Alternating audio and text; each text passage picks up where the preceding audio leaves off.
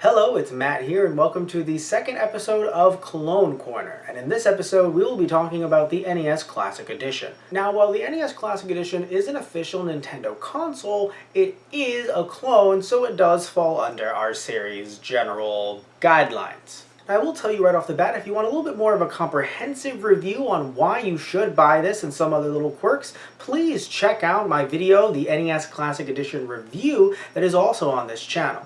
Now moving on to the box itself and what's inside it, I've already done an unboxing video of the NES Classic, so I'm not going to focus on the box itself too much, but I do want to mention that while I am a fan of the back of the box, it's pretty strange to have the whole retro blast from the past thing there, because it kind of feels like Nintendo doesn't want to reference itself. I mean, yes, of course, you can see that on the side of the boxes, there is the whole now you're playing with power thing, but at the same time, it is a little, I don't know, I guess awkward to me that they would have just retro blast from the past. It rhymes, and rhyming's great, and I'm sure rhyming sells, I guess. But it does feel strange that they didn't actually have Nintendo in giant letters on the back or something like that. Or a more Nintendo Super Mario looking font. Now when looking at the NES Classic Edition itself, we can see two controller ports in the front, a power and reset button, and we see a completely closed shut cartridge slot, because the NES Classic Edition, if some of you don't know, is not compatible with NES cartridges itself. When turning the system around, we see exactly where you can plug in the power cable and an upside down HDMI port. A little confused as to why Nintendo actually turned the HDMI port upside down. Maybe they thought it would be harder to hack or modify in some way. I am unsure, but it is a little bit confusing because every time I try to plug in the HDMI, I do end up forgetting that it's upside down. The NES Classic Edition comes with one controller that actually feels just fine, the buttons work just great, and the cord itself is sadly too small. It has no problems when being plugged into the system. I can easily plug it in and out without any difficulty whatsoever, but it is a very short cord to play with, and you're going to need to make sure to keep the console very close to you when playing games. The power adapter for the console is very interesting in the fact that it actually comes with its own USB cord that goes into the back of the NES Classic into this brick that I'm holding right here. So what that means is that if for some reason you end up losing the brick, I would imagine that you can just use any other brick in your house to turn on your console, because the power is going through the cord, not necessarily through the brick. Although I'm not a hardware person, so I would suggest looking that information up before trying it out yourself. Nintendo does put HDMI cables into the box itself, which is nice for those that might not have them. I know that many people, including myself, have a bunch of HDMI cables around the house, but in the off chance that you do not have one, Nintendo does provide their own. But what's very interesting is that Nintendo actually put their own label, their own Nintendo logo, on the HDMI cable itself. So that's pretty cool, but let's talk about what games you can get with the US edition of the console. Final Fantasy, Star Tropics, Kirby's Adventure, Ghosts and Goblins, Dr. Mario, Super Mario Bros. 3, Super Mario Bros., Balloon Fight, Bubble Bobble, Mega Man 2, Excite Bike, Castlevania 2, Metroid, Ninja Gaiden, Super Mario Bros. 2, Mario Bros., Punch-Out, Tecmo Bowl, Galaga, Super C, Donkey Kong, Pac-Man, Ice Climber, Double Dragon 2, Donkey Kong Jr., Gradius, Kid Icarus, Legend of Zelda, Castlevania, and Zelda 2. Now let's look at some of the features. First, we have display, which can change the aspect ratio. We can go from CRT filter to 4:3 to pixel perfect. For example, let's look at a game like Super Mario Bros. The CRT filter gives it an old school retro feel, hence the name because of CRT TVs. The 4:3 version is what many would consider standard definition, so you would think that that version is trying to mimic what it would look like for an NES game if it were played on a newer television.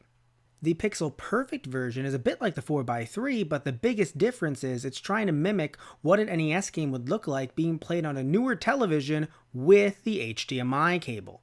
While 4:3 is trying to make it seem like you're using the original AV cables, the Pixel Perfect version definitely looks like an HDMI upscale with zero lag. Going to options allows you to turn off the demo, auto shutdown, and screen burn-in reduction. Also, you can change any of these using system reset. Languages is rather self-explanatory. You can actually change it to any language. And one way to note whether or not you have a fake console would be if you actually cannot change the language from English to another language. Thankfully, my console is legit, so I can change it to Spanish just fine. The NES Classic Edition also comes with a suspend point list. You can use these suspend points to save exactly where you were, although one of the issues is you need to reset the console before being able to use it, so you can't actually use it in-game. So if you don't know a boss is coming, you could get killed before being able to use one. You can also press select to sort the games by categories.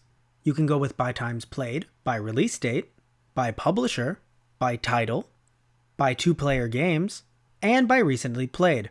I prefer by title. Now this is not meant to be a review, so if you do want to see something a bit more quirky but also talking to you about why you should get the console, then I would suggest looking at my NES Classic Edition review, which is also on this channel. The NES Classic Edition was released by Nintendo just last year, in November 2016, and even though it seems like it was a very long time ago, it might seem that way because of the controversy that has been surrounding it. As many of you know, because there weren't that many NES Classic Editions when the console first came out, there was a lot, and I mean a lot, of scalping online. Thankfully, the second wave of NES Classic Editions made sure to curb that, but then Nintendo ended up announcing that they weren't making any more, which then caused prices to go up yet again. Thankfully, that should be changing because Nintendo announced they are going to be releasing more NES Classic Editions in 2018, and they made this announcement alongside more stock of SNES Classic Editions just this year in 2017. So I mentioned before that this video isn't necessarily about telling you whether or not you should buy one. If you do, then I would suggest not going to scalpers online for $300, $200 or more, at the very least $100 if you do want your system right now. But don't you worry, because you guys can pick up an NES Classic Edition in 2018 and hopefully in stores. While I understand why some of you are laughing right now, please understand that the SNES Classic Edition was given a lot more stock in stores, and I was even able to pick up one along with Tristan Walter at our local Toys R Us, which you may have seen in some of our videos that we released documenting the event. So I'll definitely say that there is hope if this video or if my NES Classic review video made you want to get one. Alright guys, thank you all so much for watching another episode of Clone Corner, and please make sure to like and subscribe if you liked the video. And also remember to click on any videos or other subscription buttons that you might see around me, because there are going to be a fair amount of them, I would say. Probably covering up my face as well. My beautiful, beautiful face. Alright, thank you all so much, and hope you had fun with this episode of Clone Corner. Alright guys, so see ya.